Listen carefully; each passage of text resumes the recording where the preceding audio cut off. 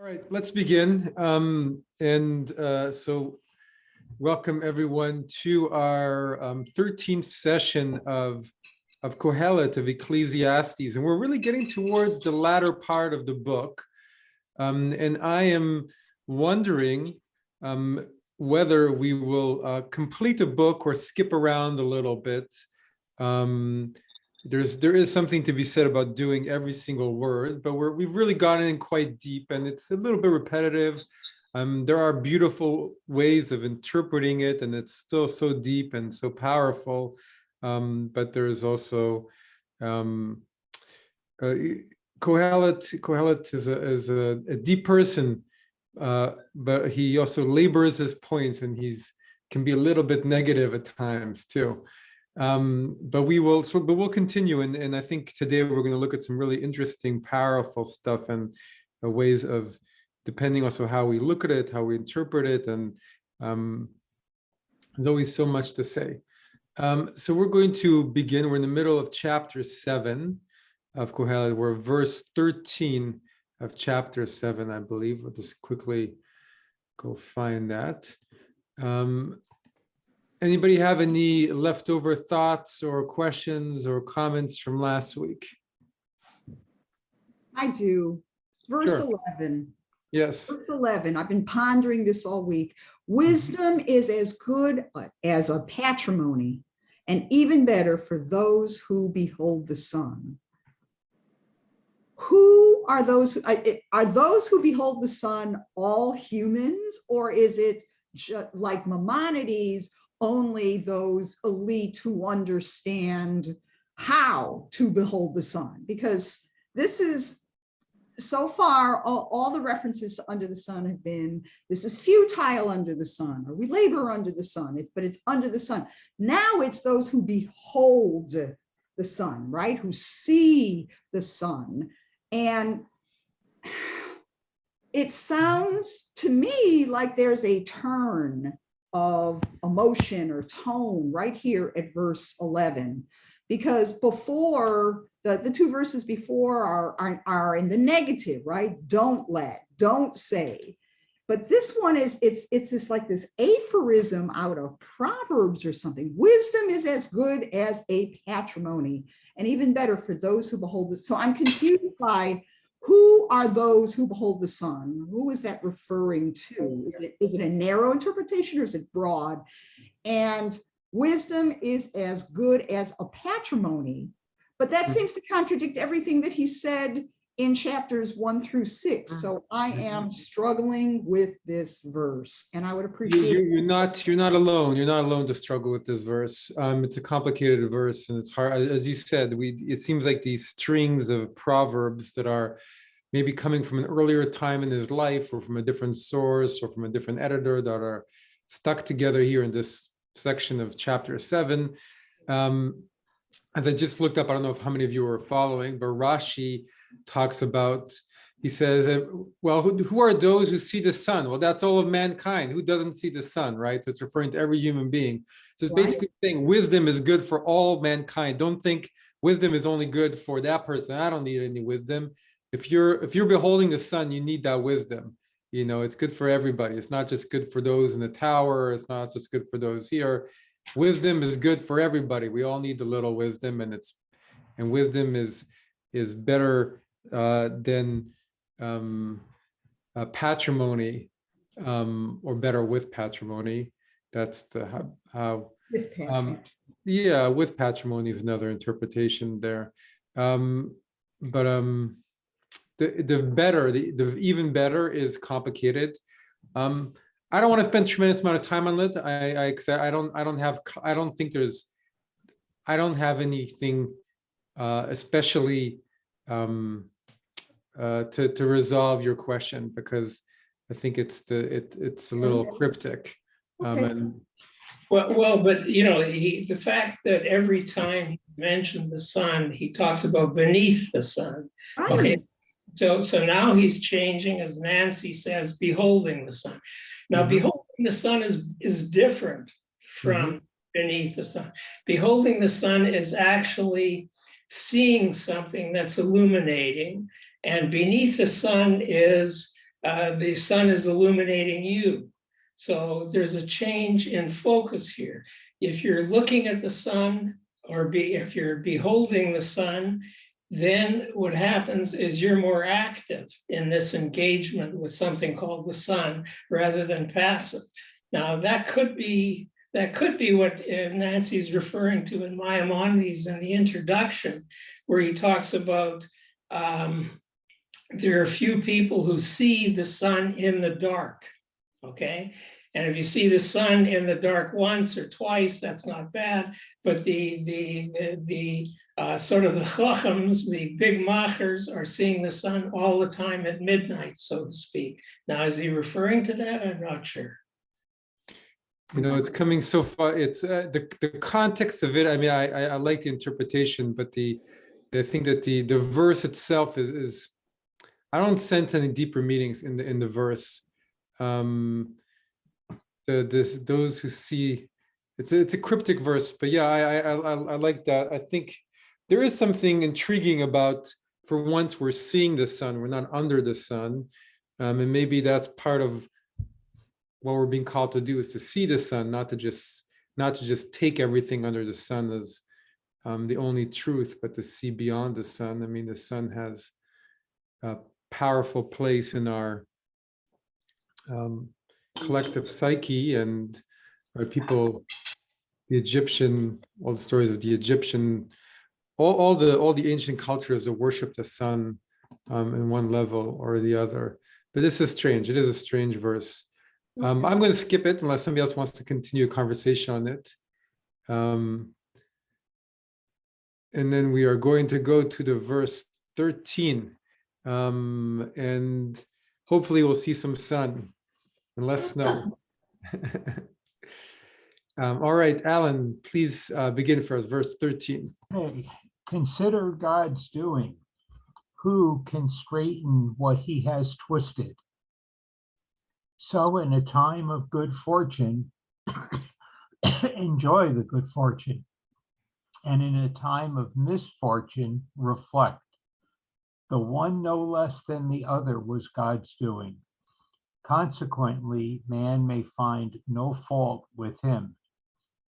In my own brief span of life, I have seen both these things. Sometimes a good man perishes in spite of his goodness, and sometimes a wicked one endures in spite of his wickedness. So don't overdo goodness and don't act the wise man to excess, or you may be dumbfounded. Don't overdo wickedness, and don't be a fool, or you may die before your time. It is best that you grasp the one without letting go of the other, for one who fears God will do his duty by both. Wisdom is more of a stronghold to a wise man than 10 magnates that a city may contain. For there is not one good man on earth who does what is best and doesn't err.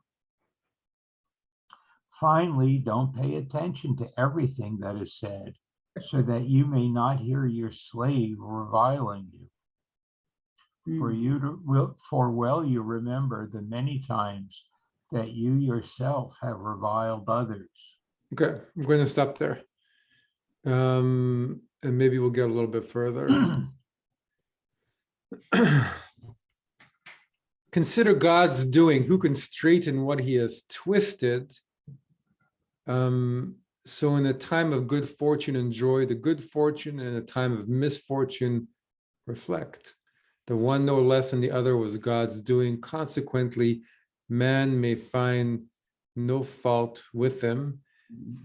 In my own brief span of life, I've seen both these things. Sometimes a good man perishes in spite of his goodness, and sometimes a wicked one endures in spite of his wickedness. I mean, that I think is something we all grapple with. Yeah. Why did a good person get sick? Or, there's some person that only seems to be miserable and isn't a good neighbor, isn't a good friend, whatever, and yet that person seems to flourish. You have that, you ask yourself why. It's kind of like the biggest question of religion, right? The biggest challenge. I mean, if this wasn't the case, religion would be easy, right? If only good things happen to good people, and then religion would be easy. You wouldn't have to have faith. Faith would be the easiest. It would be easy, right? But this is the big challenge of religion. Is this? What do you do in a time of misfortune, and when you see a good man perishing or going through a really hard time, or woman, in spite of their goodness, and seeing a wicked person flourish? This is the most challenging part of religion, and the most challenging part of belief in God, maybe too. I mean, when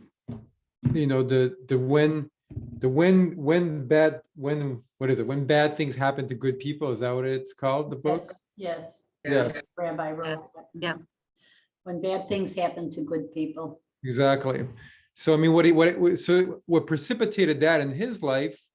I've never read the full book, but I've read parts of it, and I've had conversations with him. I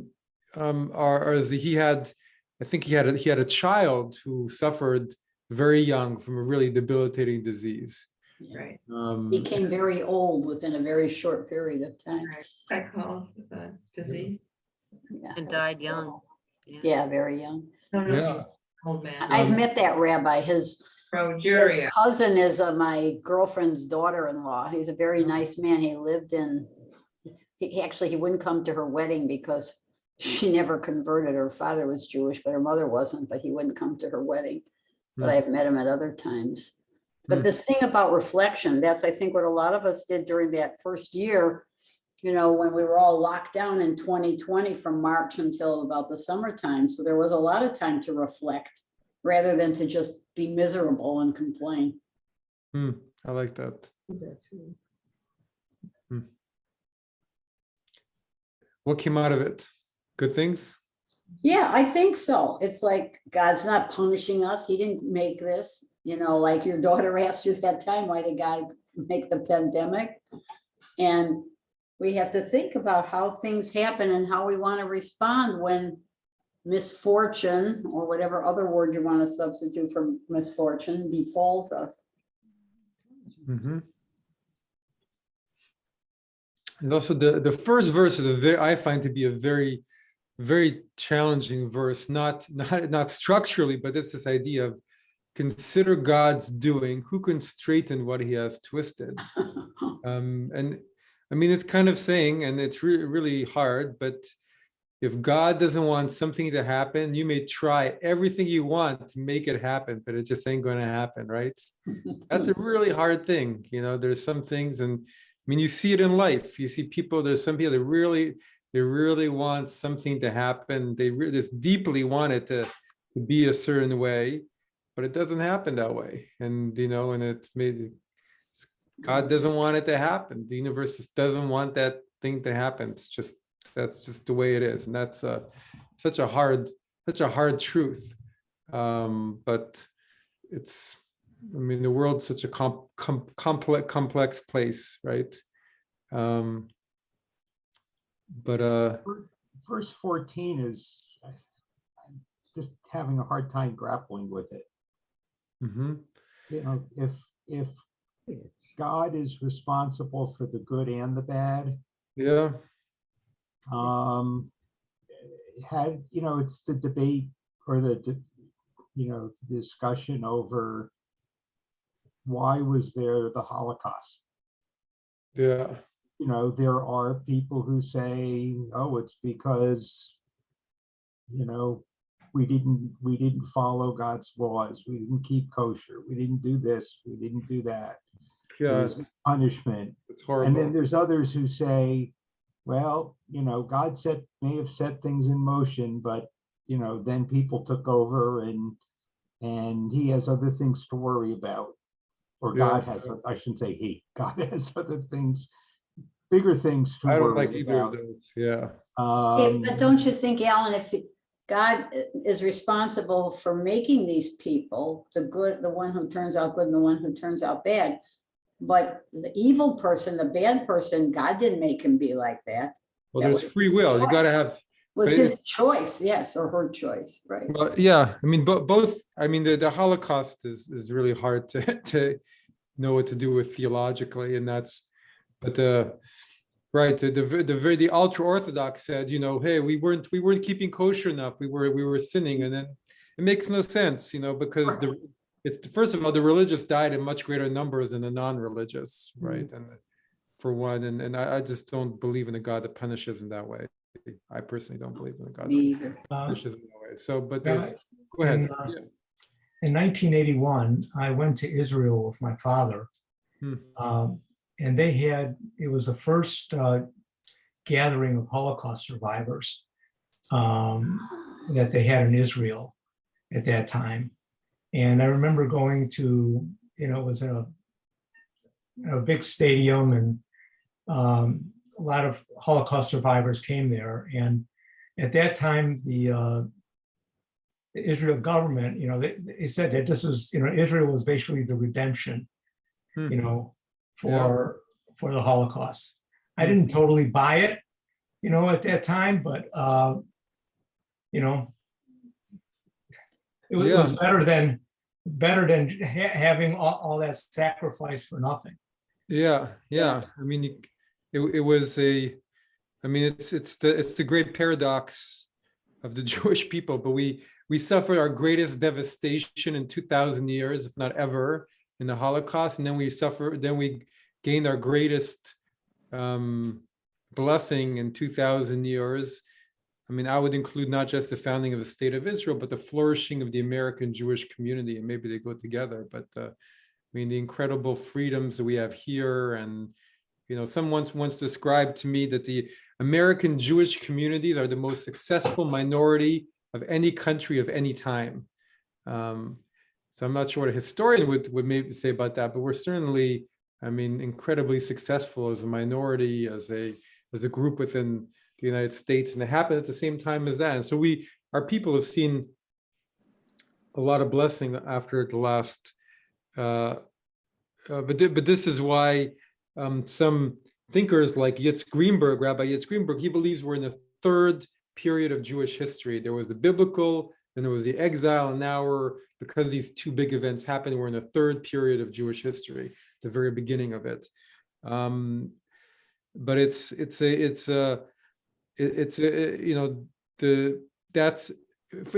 Israel, that's definitely a very common belief. What happens when you walk out of the museum, right? Yad Vashem, you walk out and there's Israel, right?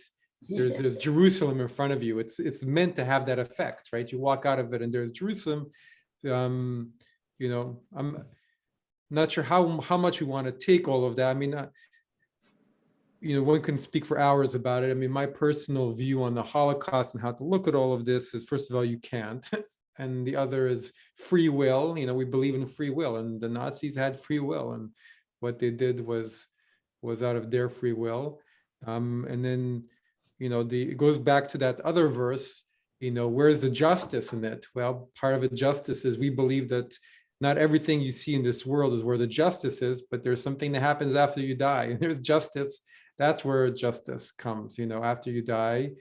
That's where justice is. And we even have beliefs in Judaism of reincarnation, similarly to the East. So, you keep coming back, but if you did not live your life properly in this life, then you're going to come back and you're not going to be too happy with your conditions when you come back. But that's one way of looking at it. Or what happens afterwards, divine justice comes afterwards.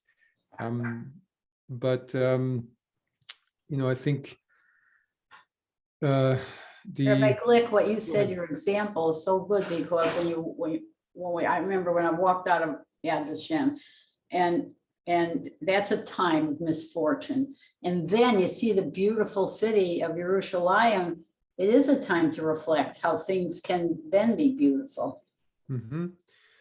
And things can change, and you know, in the Talmud it says you should bless the good and you should bless the bad. I don't think you could ever bless the Holocaust. I'm not willing to go to that place. But it is, as I was saying earlier, it's very easy to bless the good, right? When something good has happened in your life, it's very easy to put your hands to the heavens, and taking away from the extremity of the Holocaust, right? But just in your own life, when something good is happening, it's very easy to say, thank you, God, right? Thanks, God, like very easy. I remember, after I proposed to my wife, it was during Pesach, and I put on, I went and prayed the Passover prayers the next morning. It was very easy to be thankful, right? Very easy to say, to feel gratitude, because I was feeling very happy, But the bad, who wants to bless the bad? Nobody wants to bless the bad, give me one person who wants to bless the bad. But that's a challenge of faith, and a lot of people, when bad things happen to them, they lose faith, or they struggle with faith, or their faith is challenged. Some people have more faith. I've told this story before, but I remember once I was at a synagogue, and some lady came up because it was a yard site for her 2 young sons who were killed by a drunk driver walking back from a Shabbat services years before. Just horrible story. But she talked about how since then, something spiritual inside of her was kindled, and she just felt her love and her faith in God just kept growing. She just couldn't explain it, but that's just what happened to her. Just a sense of feeling solace and getting comfort from God. And she spoke. And then after she spoke, the rabbi came up, a colleague and a friend, and he said, "Well, I understand that this works for you. I'm not sure it works for everybody. Some people have the opposites." I've always wondered if he did the right thing to say that as a rabbi myself. But anyway, we have different reactions to these great challenges in our lives. And the one thing maybe to say about all of it is, even though it's a great challenge, if you can keep your faith and have a great faith despite all these challenges that comes to all of us, then that's an amazing strength in one's life, to have that faith. That gives you tremendous strength. But it does, not everybody's able to find that faith when those things happen. And it's a great call to faith, when those things happen, or when there's something that's twisted that you want to make straight, but that God will not make straight, or that is not making straight. That takes a lot of faith. It's a tremendous call to faith to continue nonetheless and say, I don't understand it, but in our conversation, right, that we're having about the Holocaust, and I want to move on from it in a minute, but I think about often, here we are when we read the prayer book, and it says, and you will restore your people to Jerusalem, and next year in Jerusalem. It's very easy for us to say it. It's so easy, we just gloss over it. But if you were standing 100 years before, 50 years before, and it's been 2,000 years, but you're still saying those words, you still have that faith. I am in awe of that faith. I'm in awe of those people who for 2,000 years had that faith. That's incredible. I can't imagine they kept to it. They kept saying those words. How hard would it have been to say those words? For us, it's easy to say those words. You can get on an El Al flight and fly to Jerusalem, or you can, if you want to, and then you can come back with chalva in your suitcase, and some good Judaica, and you can, we live as in America as Jews, where it's getting a little bit tricky these last few weeks and last few years, but overall, the government's with us, and most people, are on our side, and when something bad happens, the police come and they help you out. For most of those 2,000 years, that's not how it happened. And so we are really living very good times, and to the idea that we would go back one day to Zion, the idea that somehow we were chosen. I mean, what were we chosen for? For 2,000 years, you were wondering what exactly have we been chosen for? But now we can say also the blessing. So I feel for us, it's a lot easier to have that faith than for those that came before us because of the goodness in our lives, overall. But it's a big question. So I made a little sermon there. All right. Then this whole idea of divine justice, I guess, the faith of it is that you have to believe in the after, you have to believe in something else, right? If you just look at this world, then it's hard to see a divine justice. But you have to, if you believe there's something that happens after you die, then it's a mystery, but you can have faith that justice is brought on some level.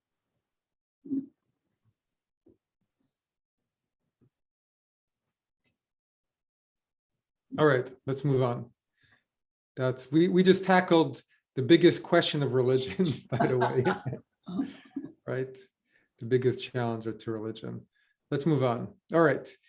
Somebody want to read the next 3 verses for us? I'll read. Thank you. Don't overdo wickedness. Don't, from the one above. So don't overdo Okay. goodness. So don't overdo goodness, and don't act the wise man to excess, or you may be dumbfounded. Don't overdo wickedness, and don't be a fool, or you may die before your time. It is best that you grasp the one without letting go of the other. For one who fears God will do his duty by both.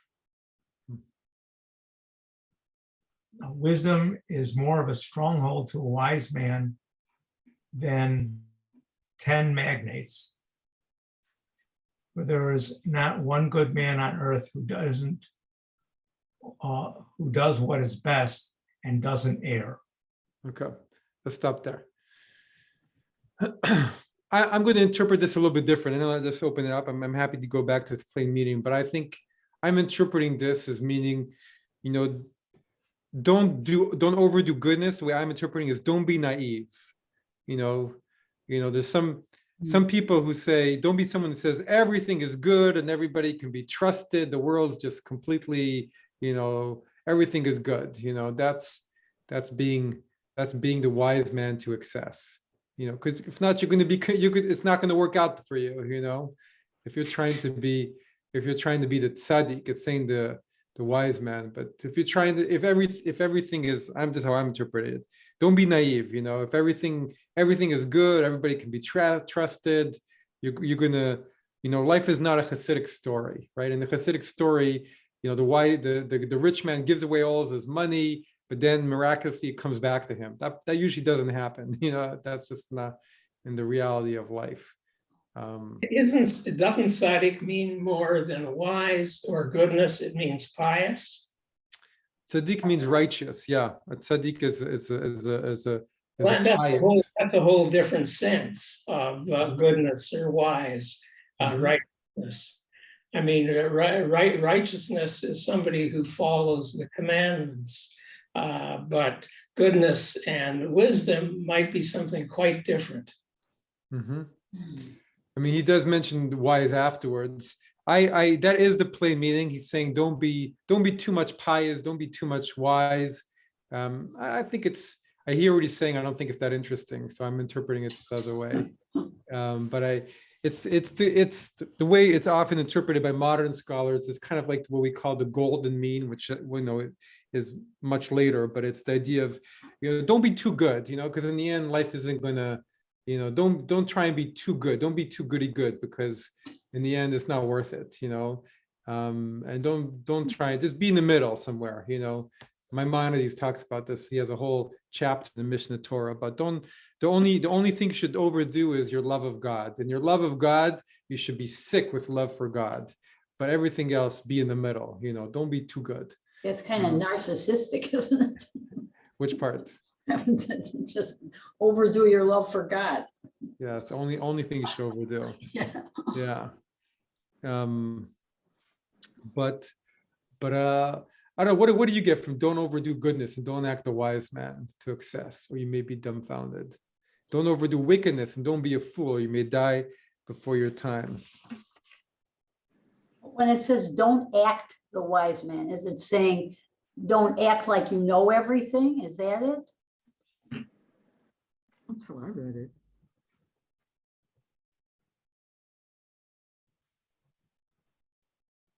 Um, it, Go it, ahead. it's, it seems like a counsel of moderation in your practical doings in your life.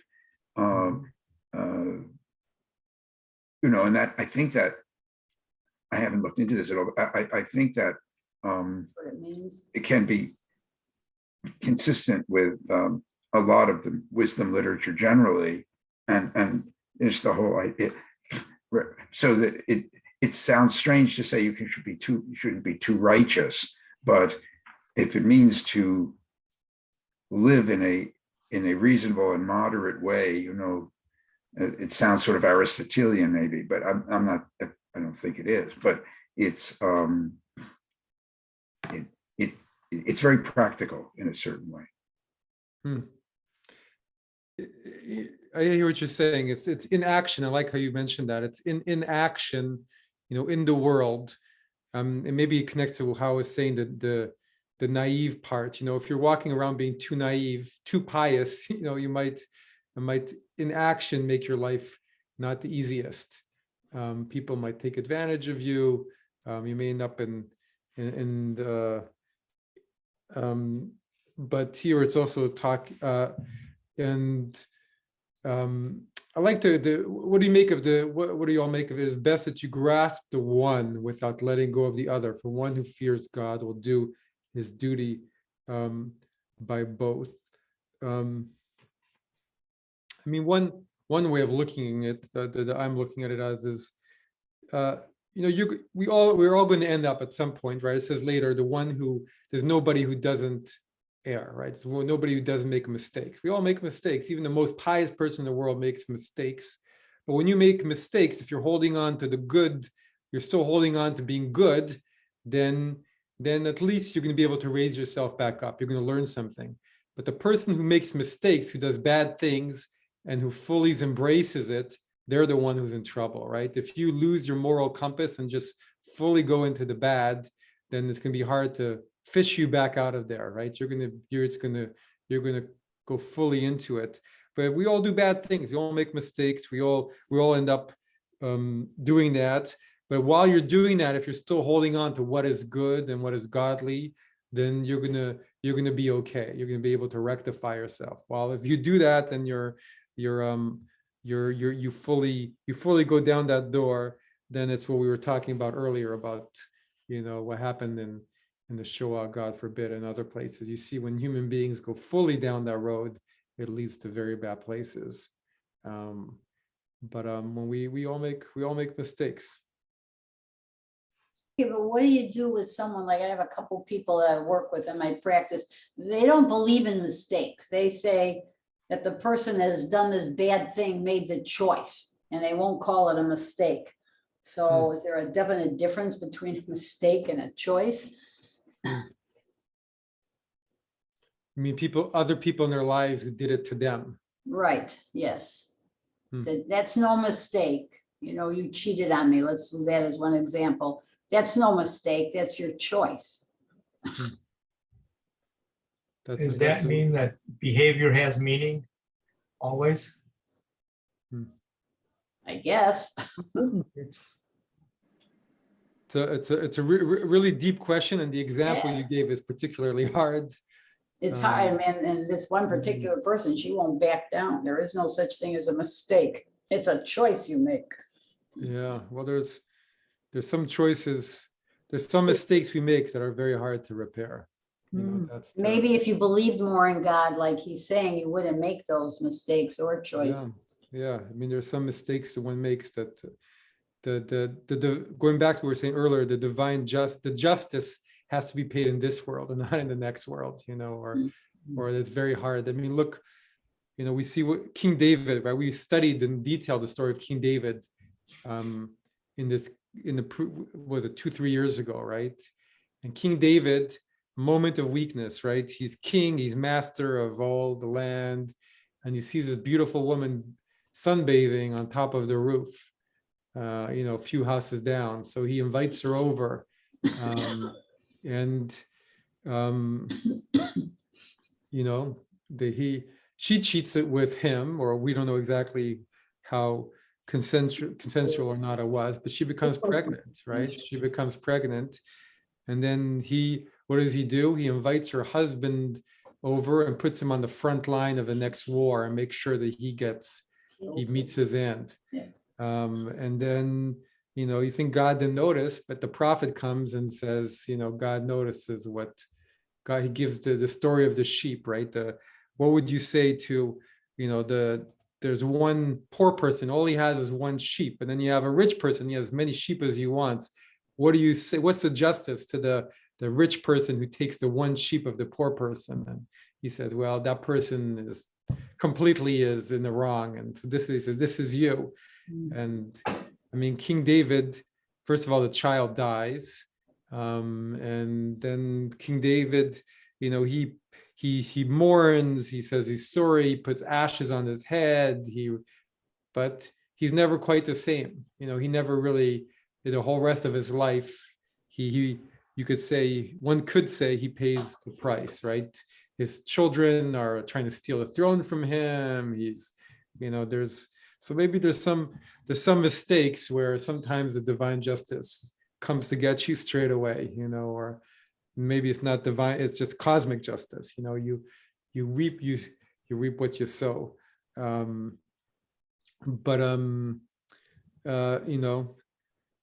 I think maybe if you're holding on to God, you wouldn't allow yourself to make some mistakes, but maybe that's not true. We all make mistakes, and we all do our best to claw our way back from the mistakes. But it also depends on the other person, the person who did something horrible to their spouse. And I'm going to put aside that example because that's the one that's a break for many.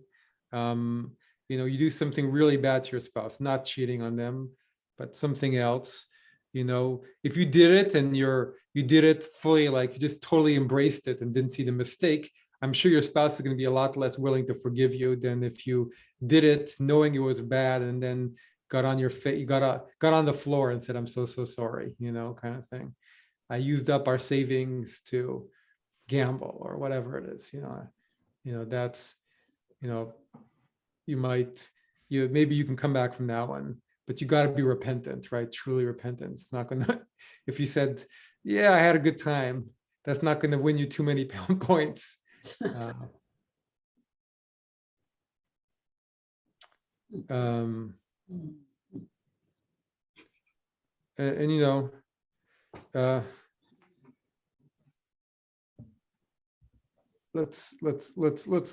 move on a little bit still here.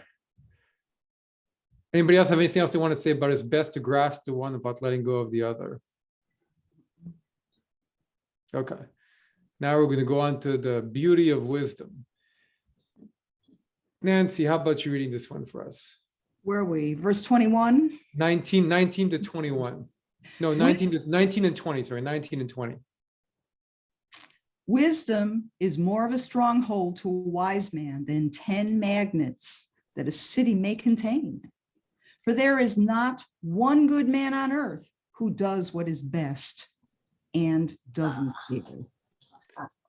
So the idea of so verse 20 seems to connect more to what we were saying before. Verse 19 is a kind of a standalone about wisdom.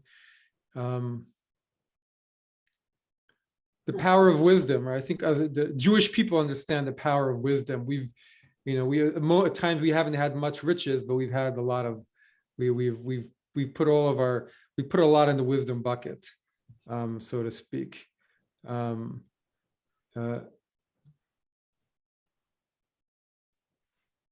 What are the magnates? The magnates are the wealthy people who have power in the city, right? So even if you have power and money, wisdom can outdo all of those if it's used properly. I think we all know That's true.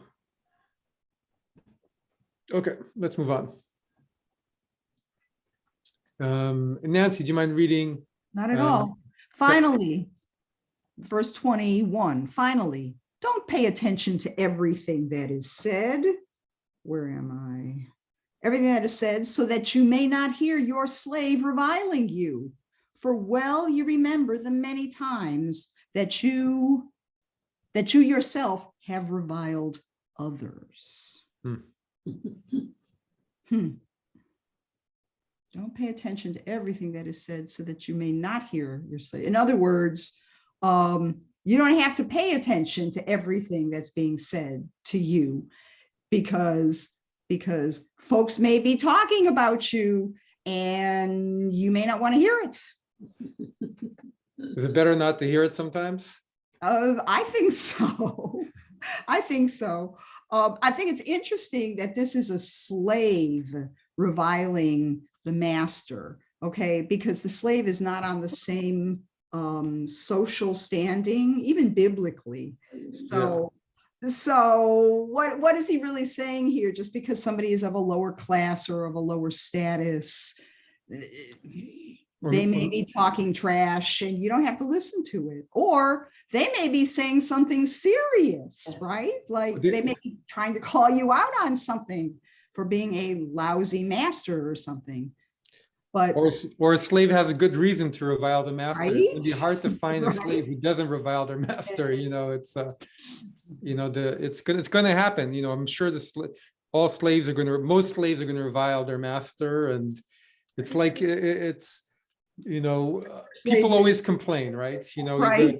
you know, any school you go to, people complain. I remember, you go to when I was in rabbinical school, which was a very good rabbinical school, but the students were still upset at the dean, and the dean was one of the most amazing rabbis of the movement. I have my disagreements with him, but he's an amazing guy. But they still, people still complain. I said, even at Harvard, students complain, oh, it's really not that great, or wherever you go, that's people, it's just in our nature. So, slaves are going to revile their masters. They have a really bad situation. It's not, and I mean, it makes me think of in India, as I mentioned, where I lived as a teenager with my family, but we'd watch our landlord over in India and many developing countries, the people, if you're middle class and up, you have at least one servant. You have a cook, you have a gardener, and you have a driver, and even a middle class. But because there's a lot of people who are very poor and the wages are very little. And we didn't want to have anybody because we were very uncomfortable with it. In the end, we had a driver who worked for us because driving was insane. But our landlord, he had a whole bunch of servants, but the servants are always trying to steal from him because, compared to what he had, they had nothing. And, they were, and it was accepted that that's just what happened. He had his gardener, may have told the story before, but at a certain point, this story always stuck with me, but his gardener bought a lot of expensive bulbs and plants and everything. And a few months later, he looks at, well, what happened? He said, well, none of them came up, nothing came up. And then a few months later, he went to his uncle's in Delhi and he went to his garden, and it's beautiful garden. He said, wow, beautiful garden. He said, where did you get all the plants? He said, well, I bought them from your gardener.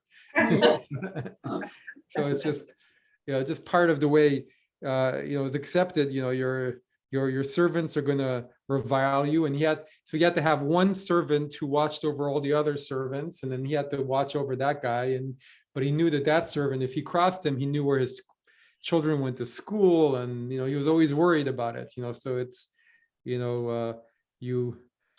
people are going to revile you. It's just part of the territory. Is this also saying not just that, don't revile others or don't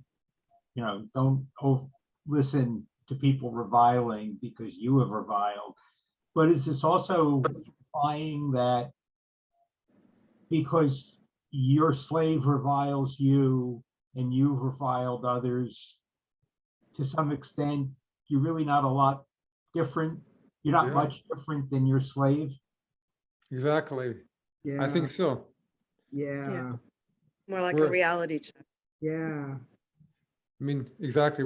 How many times we get so angry when people revile us, but we forgot, like yesterday, we were reviling somebody else, and when people cause us suffering or difficulty or prevent us from doing something that we want to do, we often revile them, right?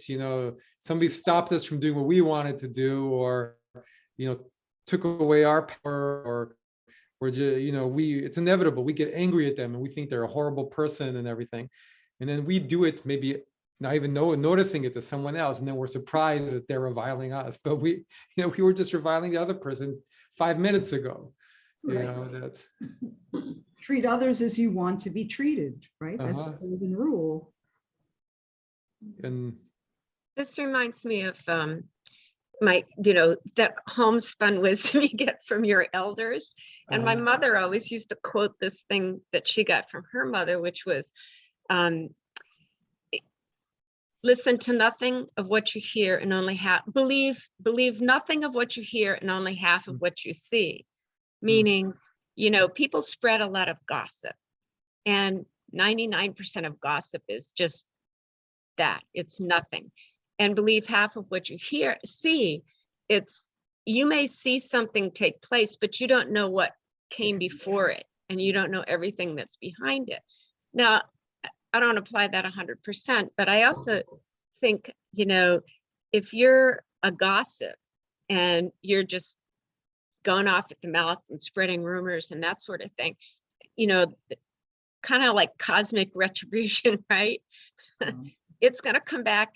Same thing's going to happen to you. If you're that kind of person, the same thing is going to come back to you. So that's my thought on it. Yeah, for sure. I mean, Judaism believes that so strongly in all of its laws of gossip, and how to watch what you say about others, because you can't take it back, right? That it's very hard, because your one's grandmother or mother or father or grandfather might say that, but it's still hard in the moment where you're hearing the gossip, not to, right? But it changes the way you think about it. But on the other hand,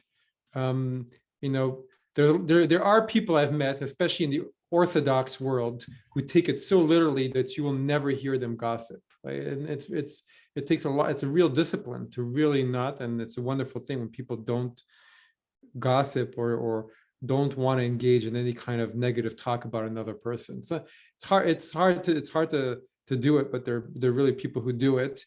But in the corners of their home, I'm sure they still grumble about their boss, or they still grumble about their this, or they still grumble about their kid's teacher who's not doing this, or they're this, or they're grumbling with their friends about their relative or their husband or their wife or it's we all grumble, on some level. There might be some people who don't, but it's hard. Because of all the things we've been talking about, the world that we live in. But it's the less you do it, and the more you're accepting of others, the more maybe the less you'll do it, because you'll realize, okay, it's coming. This is where it's coming from. And so if I guess what it's saying is accept it and don't go out and try and hear it. Sometimes when you think somebody's saying something about you, you want to know what they're saying about you. Well, what are they saying about me? What is this person saying about me? But to ask the question, do I really want to know, right? Do I really want to know what they're saying about me? And if you do hear it, not to get worked up by it and not to be surprised. And this is part of what wisdom is to know that these things happen. And if you can avoid being exposed, then avoid it. But if you can't, then try ignore it as best you can, because it's the reality of the complexity of life. It's just these things are gonna happen.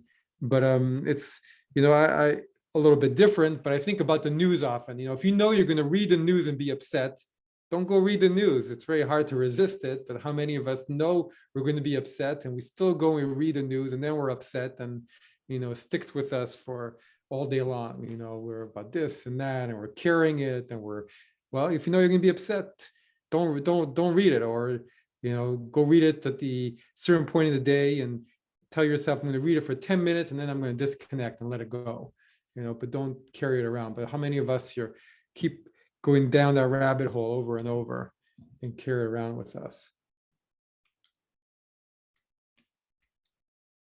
Isn't that what he's saying here, that all this I tested with wisdom, I thought I could fathom it, but it eludes me? So even if you try not to get upset or pay attention to those things, it's hard to do. Mm-hmm. Yeah, it's hard. This next part, right? Sorry, 1 second.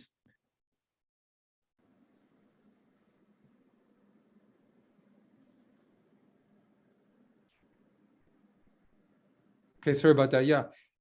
So the thing, maybe, right, this is the next few verses. And all I tested with wisdom, I thought I could fathom it, but it eludes me. The secret of what happens, elusive, deep within, who can discover it? Something we've been talking about is how Under the sun. How deep life is, right? Life is so complex. Life is, you don't bring your simplistic ideas and think you're going to be able to just figure out life with some simplistic ideas. Life is just so complex. And I think this is maybe a way to uplift everything and not to see everything in just negative and this. And, in the end, Kohelet doesn't have a simple wisdom to offer us about how to, enjoy life. Sure. Okay. But life is not simplistic, and life is complex under the sun. And, there are some eternal principles above the sun that we can hold on to. But life is not simple. Life is complex, and we keep working on it with the best that we can. And that's the depth of it. And we can touch on powerful truths about, the world, what's beyond mind, what's beyond, the power of spirit, the power of self, the power of knowing we're in the image of God. And those things can nourish us and give us peace. But, all of us, unless we're living in a cave, are living beneath the sun, and we have to deal with the stuff beneath the sun, and we have to deal with it with wisdom, with the best wisdom we can find. And the wisdom isn't a simple wisdom, it's a complex wisdom.